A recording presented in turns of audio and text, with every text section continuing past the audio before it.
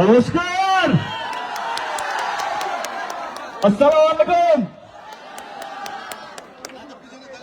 আমাকে শুধু শুধু ডাকার হয়ে গেল। লক্ষ লক্ষ ভোটে জিতে আছে এখানে। এতগুলো মানুষের আশীর্বাদ যার উপরে আছে, সে কোনদিনও হারতে পারে? ভীষণ ভালো লাগলো কে আপনাদের মাঝখানে এসে। সঙ্গীতা একটু আগে বললেন কি 2021-এও আমি এসেছিলাম বিধানসভা নির্বাচনের সময়। ভালো লাগছে কি মানুষের ভালোবাসা, মানুষের বিশ্বাস এখন আমাদের দলের প্রতি এবং আমাদের দলের নেতা কর্মীদের প্রতি এবং বাপি দার প্রতি আছে। আর মাত্র শেষ দফা নির্বাচন, তাই তো? আমাকে জিজ্ঞেস করে আমার মনে হয়েছিল 25শে মে আমার নির্বাচন শেষ, মানে আমার ছুটি। এবার আমি বাড়িতেই ছিলাম, হঠাৎ করে ফোন আসে না এখানে যেতে হবে। 3 মাস ধরে নির্বাচন চলছে। আপনারা ভাবছেন তাড়াতাড়ি নির্বাচনটা শেষ হোক, তাই তো? হ্যাঁ, আসছি আসছি আসছি।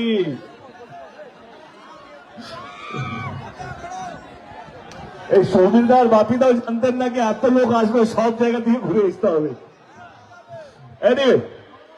আপনাদের এখানে হ্যাঁ, আপনাদের এখানে 1 জুনে নির্বাচন, তাই তো? আমি বলবো নাকি আপনারা কাকে ভোট দেবেন, নিশ্চয়ই দেবেন বলে এখানে এসেছেন, তাই তো? আগে নির্বাচন আমার কাছে কি জানেন, বিশ্বাস। যে আপনি কোন দল কোন প্রার্থীকে বেশি বিশ্বাস করবেন। হ্যালো, নির্বাচন না, এটা যাবো সাউন্ড কার কাছে ভলিউমটা পাবো। আয়েশা জি, হ্যালো হ্যালো, ঠিক আছে। নির্বাচন আমার কাছে হচ্ছে আপনারা কাকে বেশি বিশ্বাস করবেন, কোন দল কোন নেতাকে বেশি বিশ্বাস করবেন। যারা প্রতিশ্রুতি দেয় নির্বাচনের আগে, নির্বাচন জেতার পর তারা প্রতিশ্রুতি রাখে, তাকে বিশ্বাস করবেন, না শুধু যারা ভোট নেয়, ভোট নিয়ে পালিয়ে যায়, তাকে বিশ্বাস করবেন। আমি আজ অব্দি গত 10 বছর ধরে দিদির আশীর্বাদে, অভিষেক বাবুর ভালোবাসায় 10 বছর হয়ে গেছে আমার সকল রাজনীতি জীবনে। আমি কোনোদিনও আমার মঞ্চ থেকে বিরোধী দলকে আক্রমণ করিনি, তাদেরকে ছোট করে আমার দলকে বড় করিনি বা আমার প্রার্থীকে বড় করিনি। কারণ আমার মনে হয় যেই দল কাজ করবে মানুষ তাকে ভালোবাসবে, মানুষ যদি ভালোবাসে মানুষ তাকে ভোট করবে। এর মধ্যে কোন বিশাল বড় বিজ্ঞান নেই যে মানুষের পাশে থাকবে। এই কিছুদিন আগে ঘূর্ণিঝড় হলো, আমরা হেলিকপ্টার দিকে এলাম, দেখলাম পুরো জায়গা জুড়ে জল ভর্তি আছে, পুরো মাঠগুলো, ধানের চাষগুলো সবকটা জলে ভর্তি। এই সময় আপনাদের পাশে কে ছিল, কে আপনাদের পাশে থাকবে? নির্বাচন তো সেটা নিয়েই, কিন্তু না, আজকে নির্বাচন হয়ে গেছে পুরোটাই ধর্ম নিয়ে। কে হিন্দু, কে মুসলমান, কে অমুক, কে তুমুক, সেইটা নিয়ে নির্বাচন। আমি এখনো বুঝে উঠতে পারি না কে নির্বাচনটা কিসের জন্য নির্বাচন। আমি ঠাকুরকে ভালোবাসি, মানে আমি ঠাকুরের উপরে ঈশ্বরের বিশ্বাসী, কিন্তু আমি বুঝতে পারি না কে নির্বাচনটা কিসের জন্য নির্বাচন। এই নির্বাচন জেতার পর সবকটা প্রার্থী কতগুলো মন্দির করবে না কতগুলো মসজিদ করবে, এটা নির্বাচন না। না না, এই নির্বাচনটা সেই নির্বাচন নয় কে জেতার পর বাপিদা কতগুলো মন্দির করবে বা কতগুলো মসজিদ করবে, না। এই নির্বাচনটা হচ্ছে সেই নির্বাচন, আপনাদের এলাকায় নদী আছে, এই নির্বাচন জেতার পর কে আপনাদের নদীর বাঁধটা বানাবে, কে যদি ঘূর্ণিঝড় হয় কে আপনাদের পাশে থাকবে, কে হিন্দু মুসলিম না করে সমস্ত মানুষকে এক রাখবে, কে দেশকে এগিয়ে নিয়ে যাবে, এটা হচ্ছে সেই নির্বাচন। কিন্তু না, আজকে ধর্মের বীজটা যেভাবে গুলিয়ে খাওয়ানো হচ্ছে সমস্ত মানুষকে, শুধু বাংলার কথা বলবো না, ভারতবর্ষ জুড়ে, সেটা সত্যি দুঃখজনক। আমার মনে হয় এখানে আপনারাই একমাত্র যারা আটকাতে পারবেন, আপনাদের ভোটের মাধ্যমে, আপনাদের বিশ্বাসের মাধ্যমে। এবার চলে আসি বিশ্বাস। কে কে কথা দিয়েছে, কে কথা রাখবে। আমি ঘাটাল থেকে দাঁড়াই, আমার এখনো মনে আছে কে 2014-তে আমি বলেছিলাম ঘাটাল লোকসভা কেন্দ্রে ঘাটাল মাস্টার প্ল্যান হবে। আমি 10 বছর সাংসদে প্রতিবার বলেছি, কিন্তু কেউ কথা রাখেনি। 2024-এ দিদি কথা দিয়েছেন কি ঘাটাল মাস্টার প্ল্যান হবে, এবং বিশ্বাস করুন 4 জুনে মানুষ কতটা দিদিকে বিশ্বাস করেছে সেই রেজাল্ট আপনারা দেখতে পাবেন জেতার পর। কিন্তু আজকে কার কথা আপনারা বেশি বিশ্বাস করবেন? আমার এখনো মনে আছে, আপনাদেরও মনে হবে যে 2014 আগে কেন্দ্র সরকার আসার আগে তারা কথা দিয়েছিলেন আপনাদের প্রত্যেকটা অ্যাকাউন্টে 15 লক্ষ টাকা করে আসবে, এসছে না? ওনারা বলেছিলেন প্রত্যেক বছর 2 কোটি চাকরি দেবে, দিয়েছে?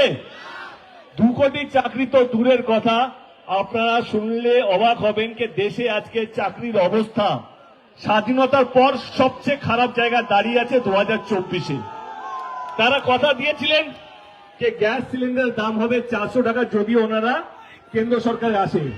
আজকে সেই গ্যাসের সিলিন্ডারের দাম হচ্ছে 1200 টাকা, জেতার পর যদি ওরা কেন্দ্র সরকারে আবার ফেরত আসে 300 টাকা করে বাড়িয়ে দেবে, সেটা 1500 টাকা হয়ে যাবে।